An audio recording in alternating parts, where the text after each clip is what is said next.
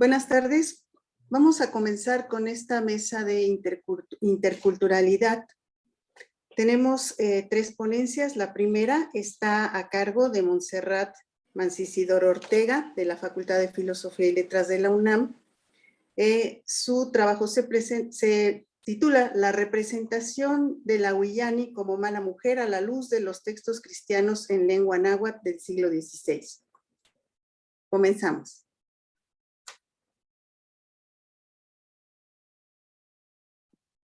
Perdón, ¿podría repetir el nombre del video, por favor?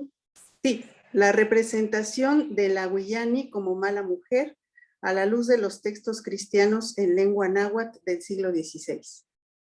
Gracias, en un momento ya la pongo.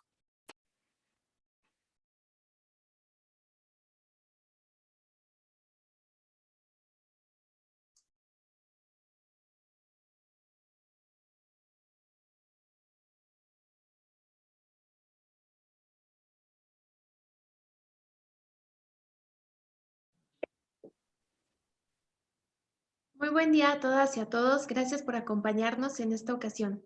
Agradezco al comité organizador por permitirme formar parte de este evento y por el interés prestado a mi trabajo. Yo soy Montserrat Mancisidor Ortega y soy estudiante de la licenciatura en Historia por la Facultad de Filosofía y Letras de la UNAM. Mi tesis lleva por título La representación de la Huillani como mala mujer a la luz de los textos cristianos escritos en lengua náhuatl durante el siglo XVI. Mi estudio lo he podido desarrollar gracias a la valiosa asesoría de la doctora Berenice Alcántara, quien forma parte del Instituto de Investigaciones Históricas de la misma universidad. Debo decirles que estoy muy emocionada de poder compartir con ustedes un poco acerca de mi trabajo. Quisiera comenzar por platicarles sobre el contexto histórico que toma en cuenta mi trabajo. A la par de las conquistas militares encabezadas por Hernán Cortés, sus hombres y los pueblos aliados, se desarrolló también la empresa evangelizadora encabezada por hombres de las órdenes de San Francisco, Santo Domingo y San Agustín. Estos frailes llegaron de Europa a América a partir de 1524 con el objetivo de enseñar a los naturales el cristianismo, convencerlos de rechazar sus creencias y asimilarse a la nueva fe que les era impuesta. Para lograr su objetivo desarrollaron diversas estrategias. Una de ellas fue la de aprender la lengua de los naturales. En el caso de mi trabajo, se trata de la lengua náhuatl, que se hablaba en los pueblos del altiplano central mexicano, como lo eran Tlaxcala, Huejotzingo y Texcoco, aliados de los castellanos, y Tenochtitlan, ciudad principal a dominar. Se creía que aprendiendo la lengua de los naturales sería mucho más fácil comunicarles el mensaje y estos se convertirían de una manera mucho más pronta. Además, evitarían que aprendieran el castellano y se comunicaran con el resto de los conquistadores y adquirieran los vicios que estos hombres practicaban en Europa. Otra estrategia fue la de acercarse a los indios de las élites y cuestionarlos sobre toda una serie de detalles y elementos de su cultura para poder conocerla y penetrar por la mejor forma posible. Gracias a estas informaciones, los frailes fueron capaces de elaborar textos con un mensaje finamente preparado para los indígenas. Y gracias también a estas informaciones es que hoy día nosotros hemos podido ampliar nuestro conocimiento sobre toda una serie de elementos de la antigua cotidianidad mesoamericana. Gracias a estas 2 tareas, se desarrolló una tercera estrategia, que fue la de elaborar textos cristianos en lengua náhuatl, cuyos mensajes se prepararon cuidadosamente para que fuera el mensaje cristiano transmitido a los indios de la mejor forma posible y con una familiaridad que permitiera la asimilación de los indígenas. Todo este proceso dejó huellas de un montón de elementos que hoy sirven para el estudio. En mi caso, me ha llamado la atención la Huillani, una mujer que pertenecía a la antigua sociedad náhuatl y que recibía este nombre para denotar su alegría. Sin embargo, los frailes asimilaron a esta mujer con las prostitutas del contexto medieval. Es por eso que la cuestión sería preguntarnos si esta equivalencia puede seguirse aplicando para conocer sobre estas mujeres. Gracias a mi estudio, he encontrado que la Wiani participaba en momentos rituales con un vínculo hacia las deidades Xochiquetzal y Tlazolteotl y otras de la guerra y la agricultura.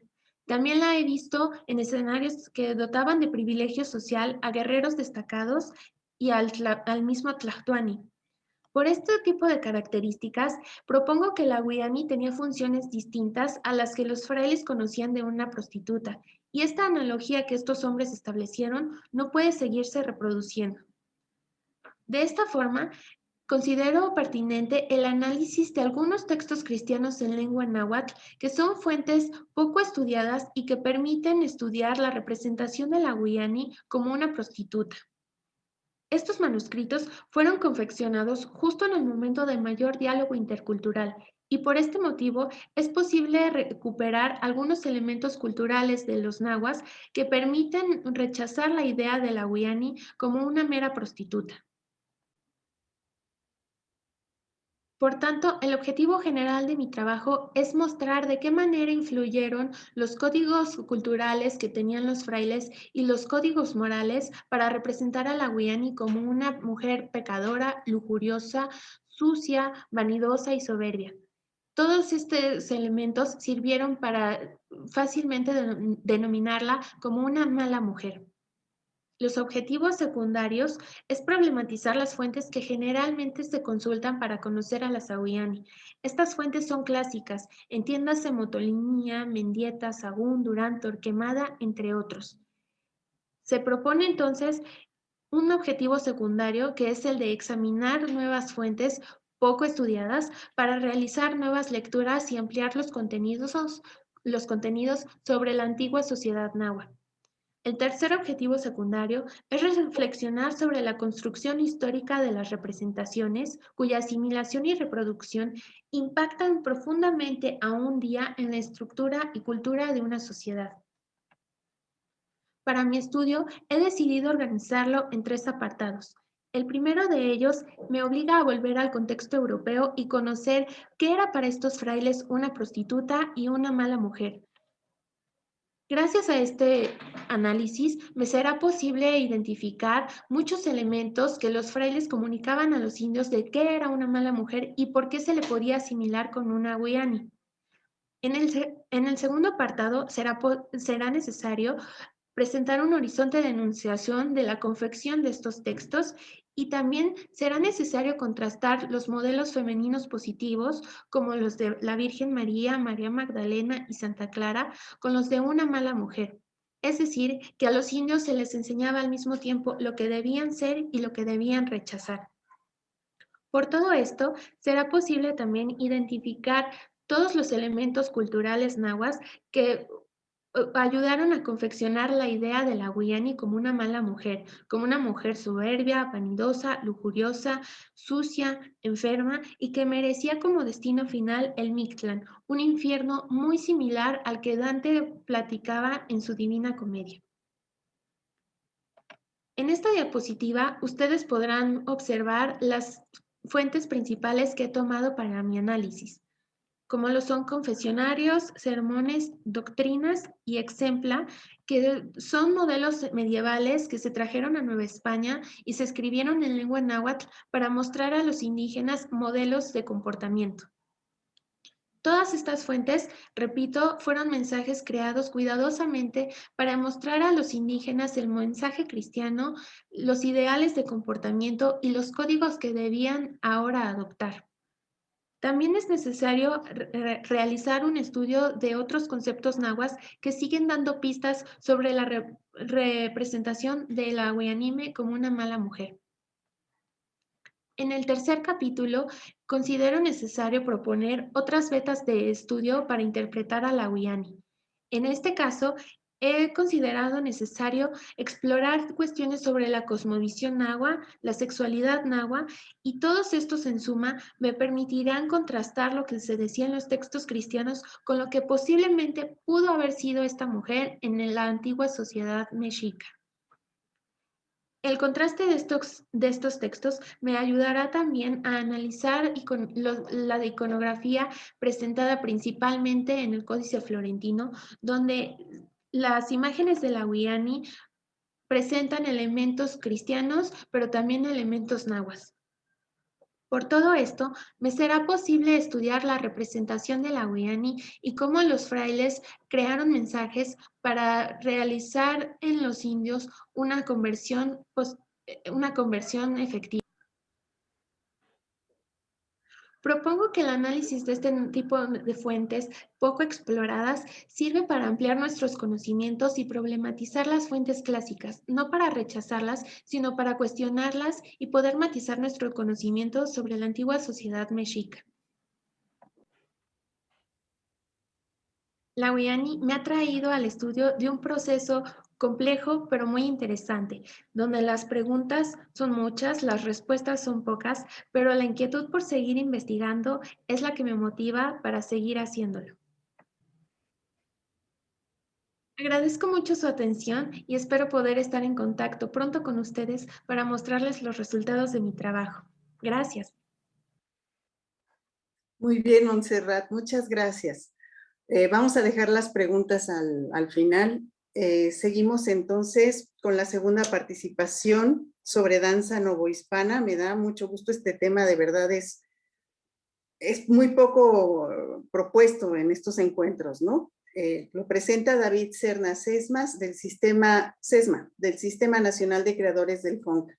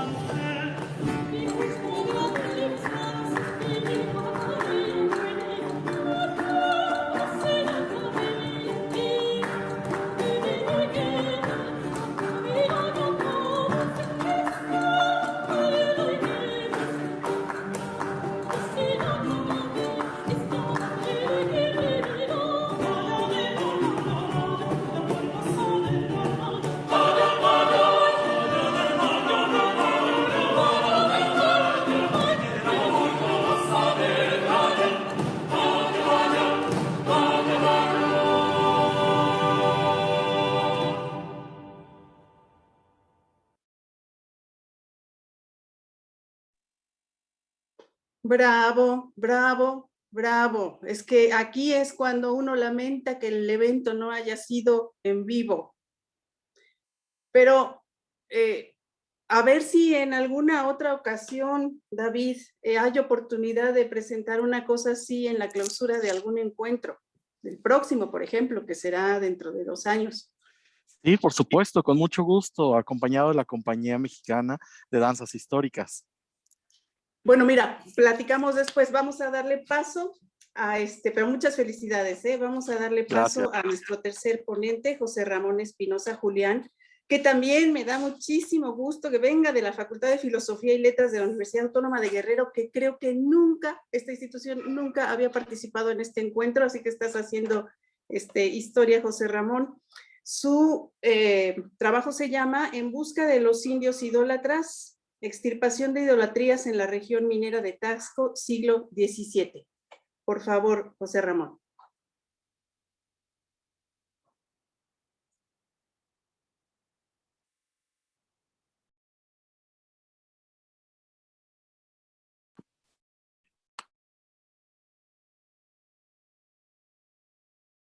Disculpe, tiene el micrófono apagado.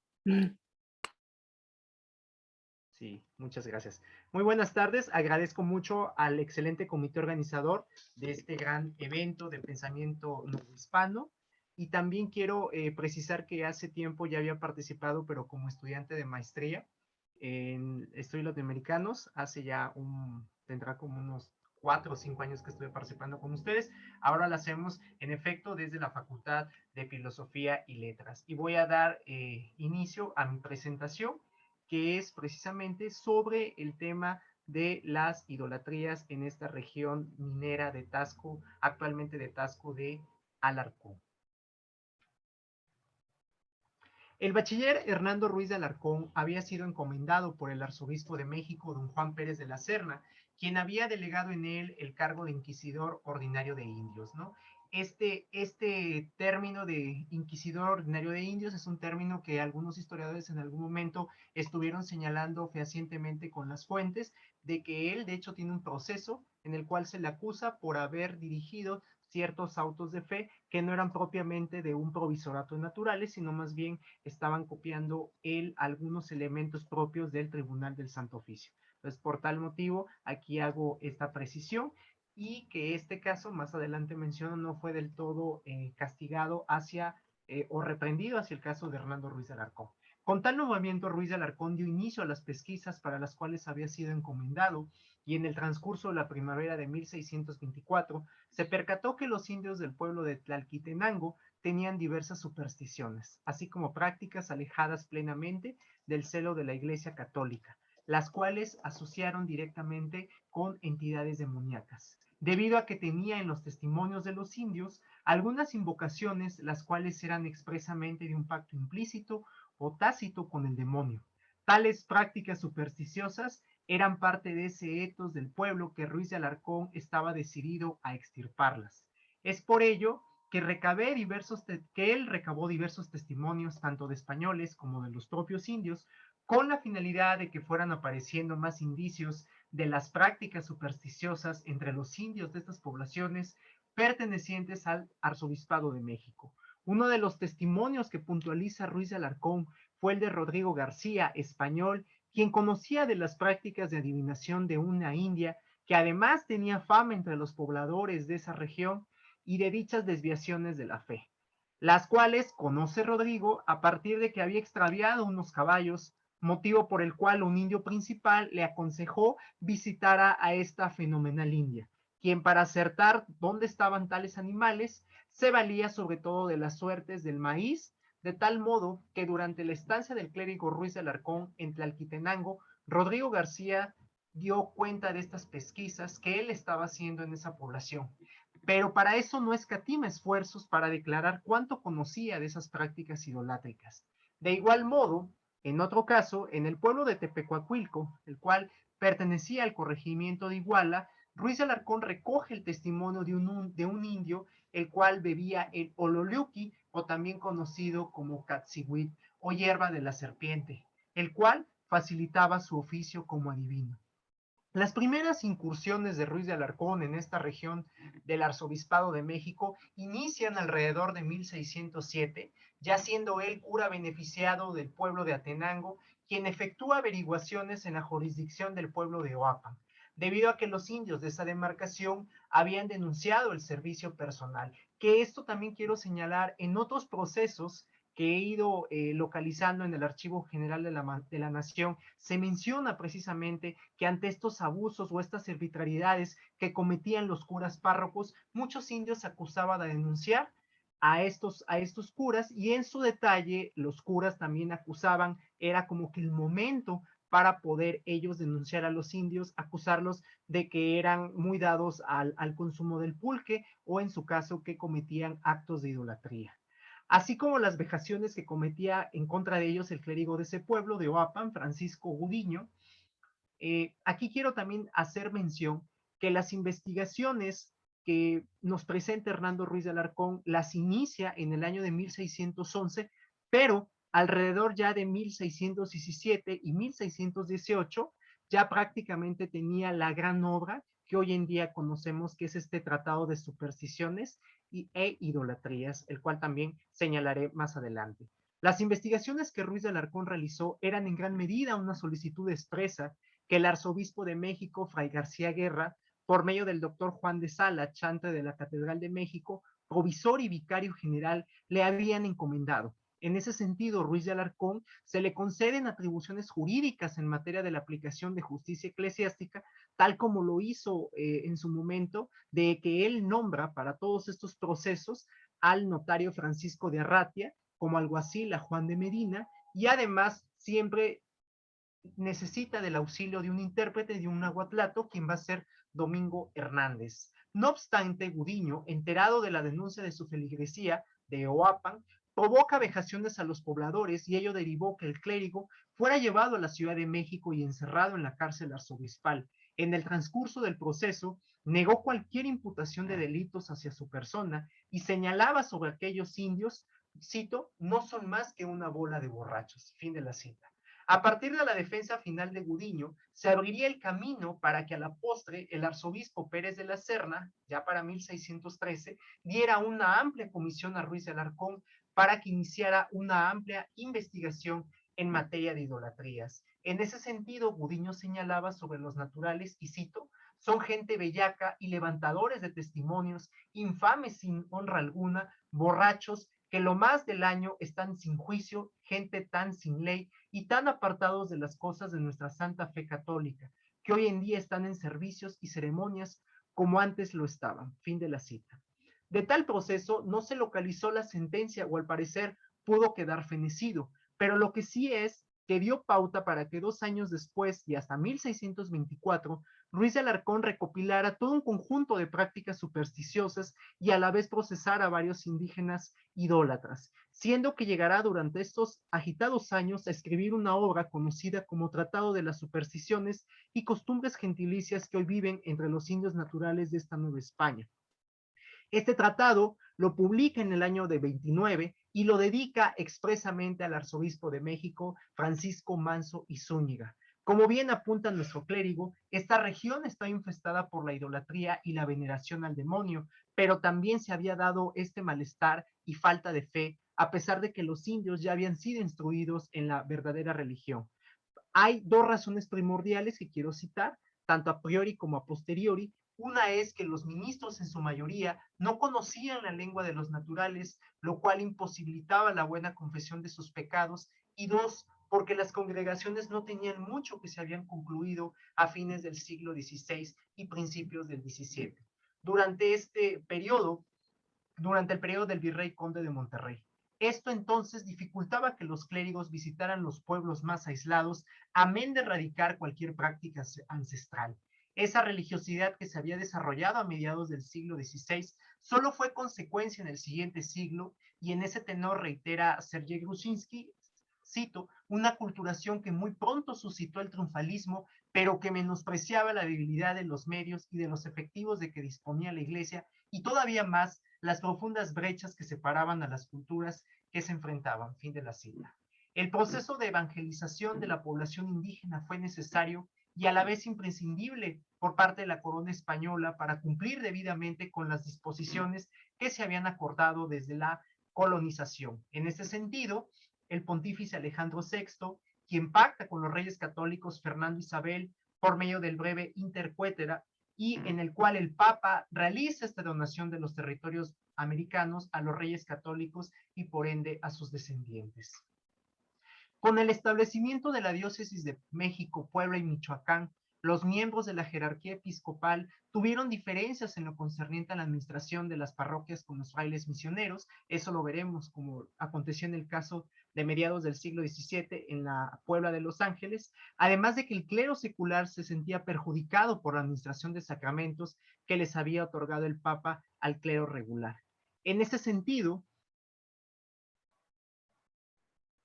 el Santo Oficio, que podemos determinarlo a través de sus dos fases, que por una es la fase episcopal, la fase monacal, luego la episcopal, y hasta 1571, que ya se instaura esta institución como tal. Recordemos, por ejemplo, el caso que acontece a Fray Juan de Zumárraga, quien le corresponde perseguir los primeros casos por el delito de idolatría, ¿no? El caso más evidente es el de 1536, en el cual Martín Ocelo fue denunciado por hechicero, además de tener este gran poder de poder convertirse en león o en tigre.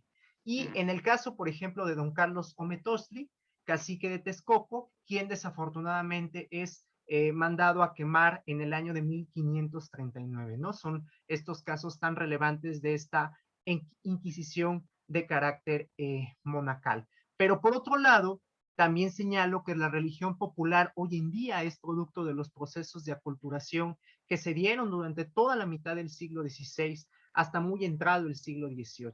En ese sentido, la utilidad del concepto de religiosidad popular que hoy en día persiste reside en que permite plantear esa diferenciación entre la ideología oficial del Estado y el culto público por un lado y las expresiones de la ritualidad por el otro, que esto también es un elemento muy interesante si hoy en día hacemos trabajo de campo en estas regiones que Ruiz de Alarcón analiza, como es Chilapa, como es Tlapa, como es Citlala, como es Tepecuacuilco, Iguala y Tasco, y Copalillo, que son estos municipios donde hoy en día se practican muchos de estos rituales, tanto de petición de lluvia y donde se refleja esta religiosidad popular. Podemos darnos cuenta precisamente de todas las prácticas de idolatría y sobre todo de religiosidad que estuvieron presentes alrededor del siglo XVII.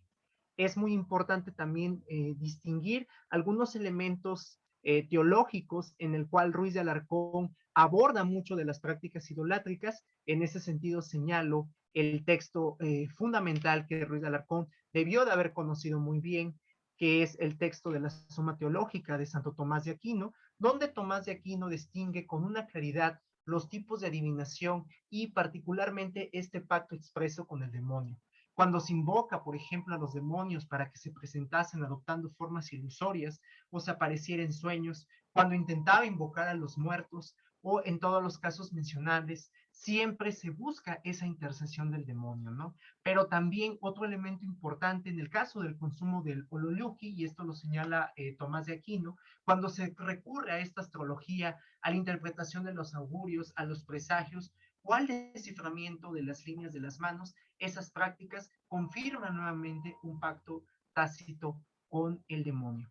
En ese sentido, en el año de 1614, Juan Ponce Zambrano, natural de la ciudad de Sevilla, vecino de la Ciudad de México y de 36 años, de oficio tejedor de terciopelo, casado, denuncia ante el Santo Oficio a Hernando Ruiz de Alarcón y denuncia precisamente que durante el Domingo de Ramos pasado de 613, que tenía ciertos negocios en el lugar de Atenango, junto a Comala y a 2 leguas de Quetzala, encontró en el camino a un hombre español a que no sabe quién era este, el cual le dijo que venía escandalizado de haber visto al beneficiado, en ese sentido, Hernando Ruiz de Alarcón, quien había hecho un acto de la Inquisición o propiamente de la Inquisición, el cual ese día había sacado de la iglesia y en la procesión algunos indios e indias penitenciados, los cuales portaban corozas y otras sogas al cuello, además de velas en las manos.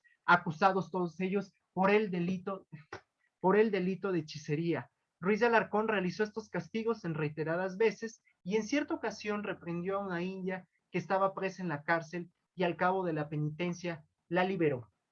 Es muy cuestionante también saber que no solamente Ruiz de Alarcón llevaba a la amonestación a estos indígenas, sino también tenemos el caso de Acapetlaguaya, una región muy cerca al área de Tasco, en el cual el cura vicario de esta región, Juan Laurencio de Cervantes, había iniciado investigaciones alrededor de 1621 durante el mes de octubre, debido a que tenía informes sobre supersticiones que cometían los indios de esta jurisdicción.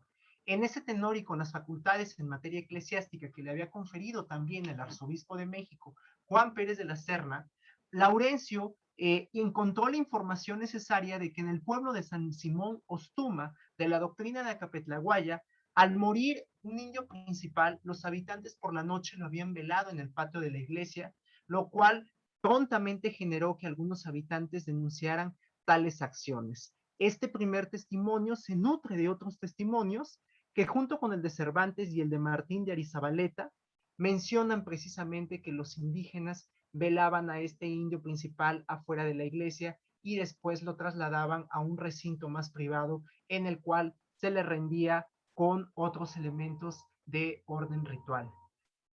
También es muy importante hacer este señalamiento que no solamente a una región muy distante de Tasco, pero ya a mediados del siglo XVII, en la región de Tlapa, hoy en día en la actual montaña de Guerrero, el propio obispo de Puebla menciona para el año de 1672 en un informe que envían al virrey Marqués de Mancera que en Tlapa también se habían descubierto una gran cantidad de prácticas idolátricas, lo cual señala en la propia fuente que el obispo en su momento de Tlapa, de Puebla, Diego Osorio Escobar y Llamas, había señalado que se habían nombrado con anterioridad jueces eclesiásticos precisamente para poder llevar a proceso a algunos indígenas, los cuales pues estaban siendo acusados por el delito de la idolatría. Con esto daría por cerrado mi participación, esperando precisamente la sesión de preguntas y comentarios. Muchas gracias. Muy bien, gracias. Muy interesante. Bueno, ha estado la mesa súper bien, ¿no? Primero, pues quiero felicitar a Montserrat. Perdone, ahorita sigo con las preguntas, pero es que quiero felicitar a Montserrat. Me parece una investigación exhaustiva con ese índice que nos presentaste. Pues no sé si te va a dar tiempo de terminar eso. ¿En qué etapa vas? ¿Cuánto llevas de avance? Muchas gracias, pues gracias por sus comentarios. Ya en diciembre se supone que está lista para enviarla a mis sinodales. Ya falta muy poquito hacer correcciones, trabajar en detalles, pero ya lo más pesado ya pasó. Fue la traducción, la paleografía y bueno, sí, los otros dos índices, ¿no? Que es como juntar toda la información, pero afortunadamente ya va más avanzado de lo que parece. Me alegro mucho. Bueno, a ver, primero, es que yo sí tengo cosas que decir, pero a ver, no sé si alguien tiene preguntas, algún comentario. Porque estamos los participantes y nada más 2 asistentes, que cuento a Paola como asistente y a Rosario Páez. Hola, Rosario. Pues yo felicitar a mis 2 compañeros. El trabajo de danza es súper interesante. Yo nunca había visto una presentación así. Creo que sale de lo común. Entonces, pues felicitar el trabajo, que además no ha de ser nada fácil porque lo único que existe es teoría. Entonces, felicitar. Y el trabajo de José Ramón, pues también muy interesante porque la llamada persecución de idolatrías tiene muchísimas preguntas y muchos huecos por donde nos podemos perder en la investigación. Entonces, pues felicitarlo por aventarse a esa tarea. Bueno, yo creo que ahí, José Ramón, el éxito está en delimitar, ¿verdad? Sí, así es. De hecho, es una investigación más completa en el cual hago un estudio comparativo entre la persecución de idolatrías y de estas prácticas supersticiosas, entre comillas, que realizan en esta región de Tasco el Viejo a mediados del siglo XVII en la primera parte, y por otro lado esta persecución de idolatrías que se realiza en el caso de la Sierra del Limeña, en la población de Cajatambo, también en el siglo XVII, y que en el caso del Perú inicia precisamente con el descubrimiento de prácticas de idolatría en 1610 en la población de Huarochirí, otra población que se encuentra muy cercana a la población de Cajatambo, ¿no? Es a partir de este momento que Francisco de Ávila, un padre, miembro de la Compañía de Jesús, se percata que existe nuevamente esta reincidencia de las prácticas de idolatría, el uso del agua de chicha, el uso, por ejemplo, de algunos elementos propios de la llama y sobre todo también el uso de imanes, ¿no? Que todos estos elementos rituales los van a compartir también con la población negra que va a habitar en estas regiones, sobre todo a sabiendas de que la población negra no podía habitar en las poblaciones indígenas, ¿no? Entonces, este es un estudio comparativo que realizo sobre el uso, por ejemplo, en el caso de México, de la Nueva España, del ololiuqui, del peyote, y que además el Santo Oficio de la Inquisición, a mediados del año de 1620, publica un edicto en el cual hace alusión de que no se deben de consumir este tipo de elementos, sobre todo porque originan fantasías y de cierta manera nos pueden acercarnos a un pacto ya sea implícito o explícito con el demonio, ¿no? En el caso del Perú también se utilizan estos edictos, pero quiero señalar que en relación de Perú, aquí la Compañía de Jesús tiene una importancia sobre todo más detallada, muy distinto de lo que no sucede, por ejemplo, en la Nueva España, ¿no? Donde los jesuitas se dedican más a la instauración de institutos educativos y no tanto a la persecución de idolatrías. Bien, muchas gracias. Vamos a darle la palabra a, bueno, no vi quién levantó primero, pero David. Hola, ¿qué tal? Muy buenas tardes. Sí, pues primero me gustaría informarle a la audiencia que hay toda una investigación previa para llegar a todas estas danzas. Incluso dentro de la grabación había yo planteado el marco teórico, cómo es que llego a esta manifestación escénica. No sé cómo no se presentó, pero bueno, efectivamente, como dice Montserrat, hay todo un campo de estudio en donde, pues lamentablemente, solo es teórico, ¿verdad? Aquí lo importante es conocer tanto la teoría de la danza en Europa como la actual danza folclórica. ¿Cómo podemos hacer un puente entre lo que conocemos teóricamente con lo que sabemos hacer de manera práctica? Entonces sí me gustaría hacer como esa, remarcar eso, que efectivamente la conferencia implicaba una parte teórica donde se explicaba, pues bueno, las fuentes, los procesos y pues bueno, la danza es el final de esta investigación. Gracias, Paola. Sí, muchísimas gracias por enviarnos su trabajo y por todo. Mi duda era a Montserrat, porque me parece que es una investigación increíble y sí, como decía la doctora María, pues muy exhaustiva, ¿no? Yo tenía, no sé si sea tan relevante, pero quería saber un poco si a partir de esta noción que hacen, bueno, esta interpretación que hacen los teólogos o lo que sea de la mala mujer, si investigas también, si tienen como un concepto tal cual de buena mujer, porque todos estos como pues, arquetipos que vemos de las mujeres, pues es muy interesante cómo van cambiando muchísimo de acuerdo a la época, porque vemos de la Edad Media cómo cambia al siglo XX, ¿no? O sea, entonces quería saber un poco qué arquetipo tenían de buena mujer o si lo tienes presente. Gracias. A ti muchas gracias por la pregunta. Justamente el martes en el Congreso Internacional de Estudiantes que está organizando la Universidad de Lima, voy a hablar un poquito más acerca de esto que tú me preguntas. Si es como un apartado que tengo presente justamente para hacer el contraste con la mala mujer. Y bueno, el modelo por excelencia es la Virgen María, por la cuestión de la virginidad y el rechazo a los placeres mundanos, por su entrega a Dios. Ella es como el modelo principal que se presenta a las mujeres y a los hombres también. Pero también he considerado otras figuras femeninas, como el caso de María Magdalena, que es como la mujer que primero es pecadora y luego conoce a Cristo y se arrepiente, y entonces hay una transformación, que es justamente este personaje servía mucho para el caso de la evangelización y la conversión religiosa. También está el caso de su hermana, Marta, que es como esta mujer que está dispuesta a escuchar la palabra divina y a servir a Dios de manera mucho más pronta que María Magdalena.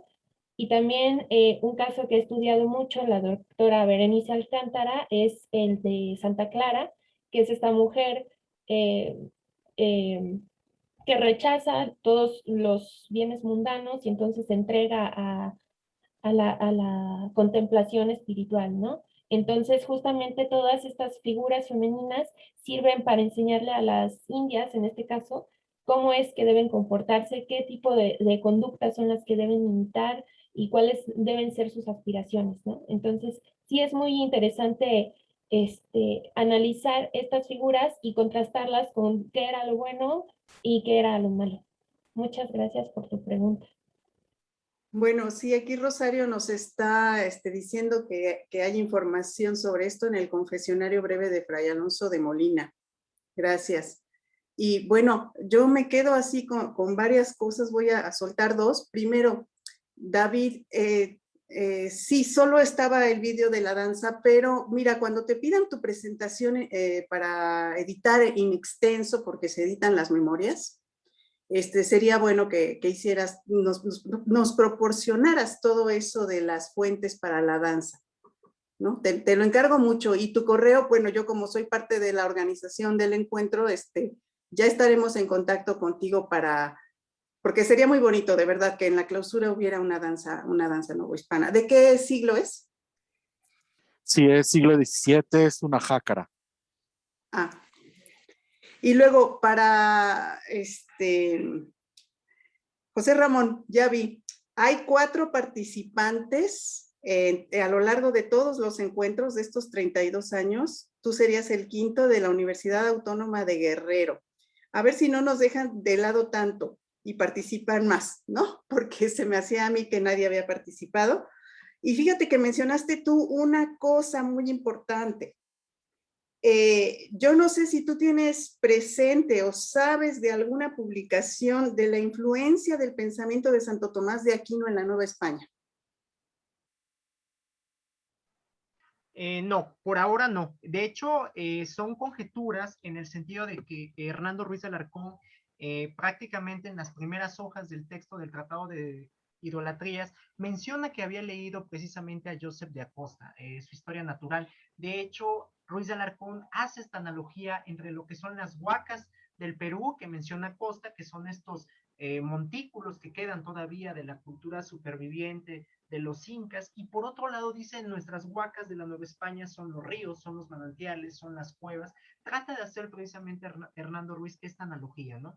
Él leyó, y es con seguridad que está leyendo la historia natural y moral del padre Acosta, pero por otro lado se nota una influencia muy notable de Ruiz de Alarcón. Recordemos que él estudia en la Universidad de México, concluye sus estudios y además es hermano de este gran dramaturgo Juan Ruiz de Alarcón, y de cierta manera debió de haber conocido a la obra de la Suma Teológica de Tomás de Aquino.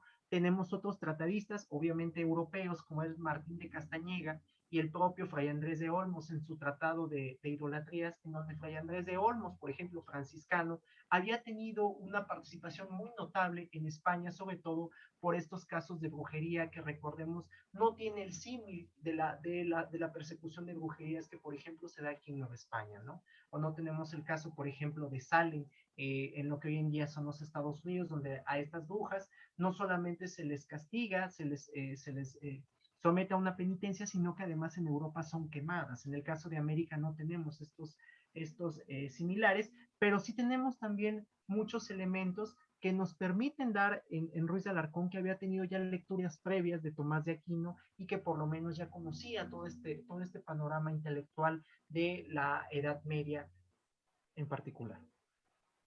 Sí, es que mira, estaba yo pensando en Santo Tomás así como el gran teólogo, desde luego fue, digamos, después de San Agustín es el gran teólogo, ¿no? Y ayer tuvimos la participación de alguien que estaba hablando de los padres de la iglesia en el siglo XVI, que es también un trabajo monumental. Entonces, la verdad que sería un golazo, hacer una tesis sobre esto, sobre Santo Tomás de Aquino en la Nueva España.